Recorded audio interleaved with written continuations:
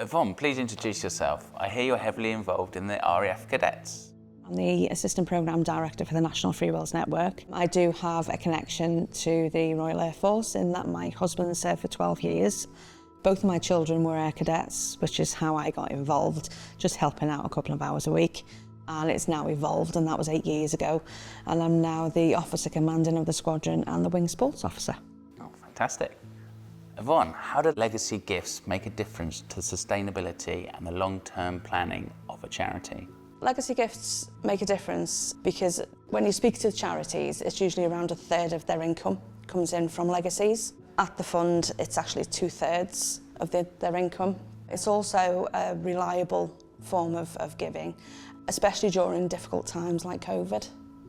What are the simplest ways someone can include a charity in their will? The most common way is at the time of drafting a new will. It can be included as you're giving your instructions. But if you already have an existing will, you can add it as a codicil. The fund do have codicil forms, so feel free to get in touch and request one of those and they'll be sent out.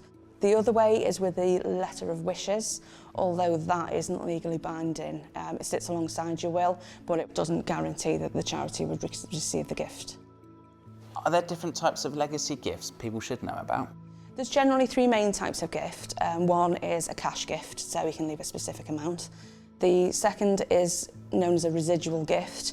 That's a percentage of your estate. So once all the beneficiaries have been paid out and all the fees, it's a percentage of whatever remains in the estate can go to the charity.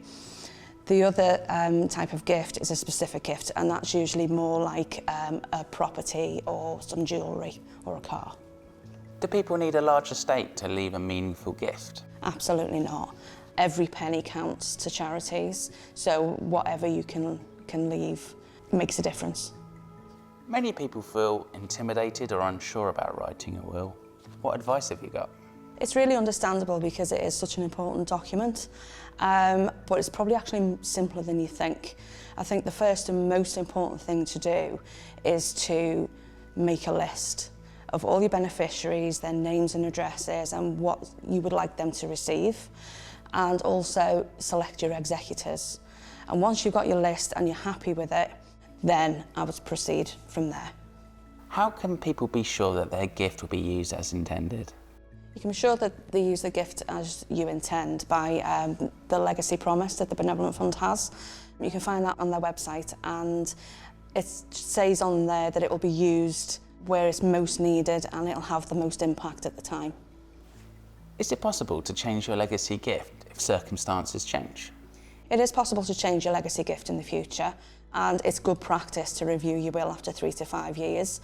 During that process, if you needed a new will, again, you could add it in at the drafting stage, or if you just need to update it, you can add it as a codicil.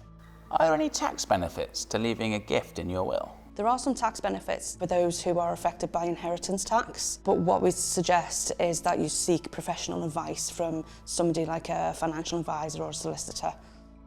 What would you say to someone that thinks a will is too morbid or is uncomfortable? Thinking about writing your will can be morbid or uncomfortable because you have to face your mortality head on, and it can be really difficult for some people. But the way to think about it is it's a really important document, and the only way that your wishes will be carried out as you want them to be. But it can also be a practical document for your loved ones when the time comes. It's a reference for them to know exactly how you wanted your estate to be divided up. How would you respond to someone that thinks that their gift is too small to matter? No gift is ever too small to matter. It can be used to continue providing the services that the charity offer, to carry on with the breakfast clubs, or it could be to help provide a wheelchair for a beneficiary, or even to cover the cost of the listening and counselling services. Whatever the amount, large or small, it will undoubtedly benefit somebody in the future. The fund do have 2 free wills service providers, and you can find their details on their website. Fantastic.